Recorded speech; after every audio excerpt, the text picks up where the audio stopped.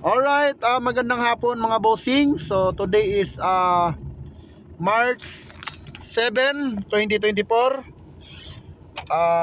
For today's video ay ipapakita ko sa inyo yung mga early bird natin na mga talagang naglaban na po mga idol, no? So ito po yung mga 5 months old natin na mga October born, October 15 born, 5 months old ngayong March 15 at maagang naglaban. So tara mga idol, papakita ko sa inyo. Let's go. So yan yung ating golden monkey sweater mga par, no? Pero yung kulay niya pumpkin. Ayan, yan po ang ating golden monkey sweater. Anak po yan ng authentic natin na golden monkey by Dini Cuenca.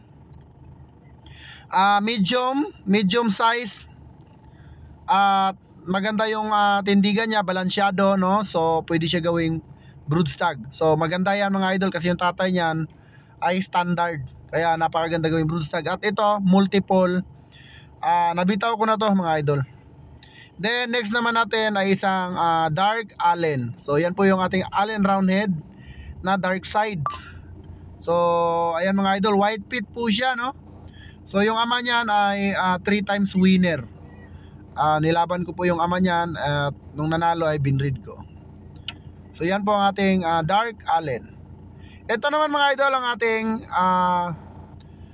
Allen roundhead ulit, dark side. Ayan, white pit. Ayan po yung ating Allen roundhead. Napaka-poging manok mga idol, no? Street Allen po yan mga para. Street Allen. Wala po yung crosses. Straight Allen po tayo.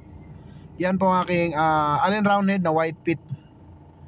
Off season, ready to use, no? Pwede na pong gamitin yan as a broodstag.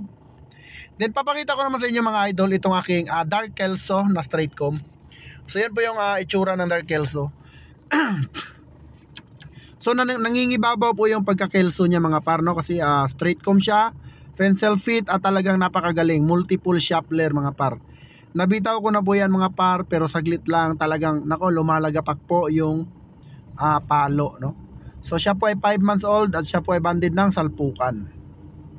Then next naman natin mga idol ay itong ating super brown red. Ayan po siya. Napakapugi.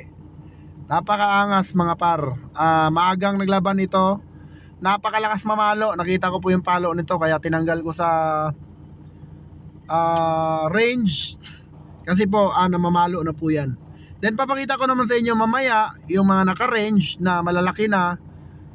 Talagang inintay lang natin na sila mag-away-away bago natin ihiwalay. Yan naman po yung aking mga RRCN Authentics. Yan po ang aking Kanawayon hats. Ayan ang mga authentic po lahat yan mga par. Okay, authentic. Yung dalawang pula lang ang hindi authentic dyan. Ito na mga par, lumabas na yung pagiging binabain itong Raptor na to. Dalawa ito mga par, pero ito yung unang naglaban. Kung mapapansin mo, napakakintab ng balahibo at malapad.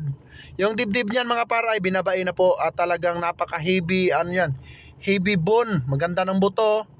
Pwede gawing broodstag. So sa mahilig sa hini, isa po itong pure Raptor sweater na hini ang nilabas. Gaya nga na sinabi ko, lahat po ng mga Raptor sweater ko ay naglalabas po ng hini. Hindi ko po alam kung bakit. Si Larry Romero lang po yata ang makakasagot niyan. Then yan naman yung aking mapapansin nyo. Ayan, flying pin. So bubuuhin ko po yan mga par, no? Tatanggalin yung flying pin sa loob at ipipix. Ito naman yung ating SBR na tinali natin. Ayan, namilay pa. So tinanggal ko sa talian. Yan po mga par ay 5 months old. Napaka-pogi at talagang napaka-astig. So medyo pilay lang siya mga par, no? Kasi tinali natin, sobrang aggressive niya, no? Gusto niyang pumalo dun sa katabi niya. Kaya ayan, namilay. Pero all goods pa rin yan. Good as broodstag. Dahil tayo po yung palong niya. Ito naman yung ating John Bishop mga par, no? Yan po ating John Bishop Kelso. Dalawa na lang po sila kasi yung iba na sold out na po. So grabe ang katawan yan mga par. Super. Mount Banao din po yan. John Bishop Kelso mga par. So ito naman yung aking Red Game Farm. Ayan. Yan yung aking Red Game Farm na 2 times winner. Kung gusto niyo sambutin yan, sambutin nyo na. Basta mapag-uusapan. Ito naman yung ating Raptor sweater mga par. Tignan yung itsura, oh, grabe, napakaganda. Napakaangas mga par. Ayan, oh, tayong-tayo yung palong, tsaka ano yung katawan, bulbok. Ayan, bulbok body. Yan po, yung pitcho niyan mga par ay ano, disalign, no? Sa paghapo, kaya hindi ko na pinos dahil yung pitcho niya is medyo liko. So hindi natin pinos, pero all goods naman yan. Wala naman ang pitcho po talagang nagkakaroon ng disalign dahil sa range, no? Kung matutulog sila isang posisyon lang kaya nagkakaroon ng disalign sa pitcho, pero all goods yan, hindi po yan issue.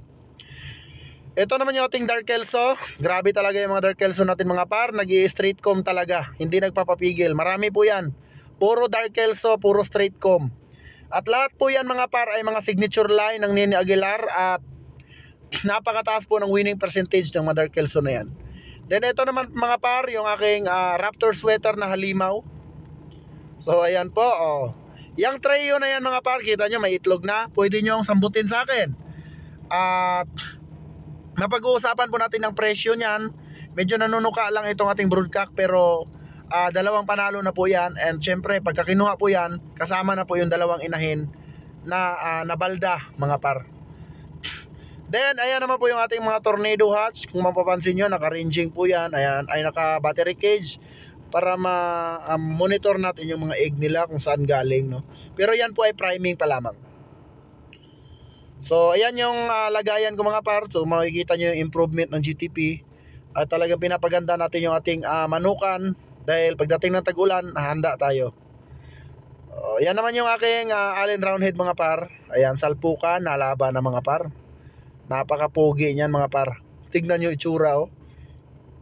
Sos mio. October born po yan mga par, no? October born. At syempre shoutout sa lahat ng mga buyers natin. Hindi ko na kayo may isa-isa, pero maraming salamat sa pagsuporta. So mapapansin nyo mga par, yan lang po ang nag-iisa nating Madigan Gray. Ayan, Madigan Gray po yan mga par. Good as broodstock. Mukha po siyang SBR mga par. Iba lang bloodline niya, Madigan Gray. Yan po ay Mount Banahaw. So yung broodcock po niyan mga par ay nasa Laguna, sa farm ko sa Laguna. So marami po akong broodcock na mga authentic na sa Laguna mga par nakalagay. At inuunti-unti ko nang i-develop yung nasa baba nating lupa para magawa na at maitali na itong mga to kasi ang lalaki na.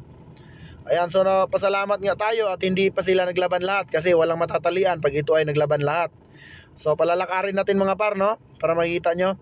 Napakadami pa nating available. Ayan mga par, Allen Roundhead, oh.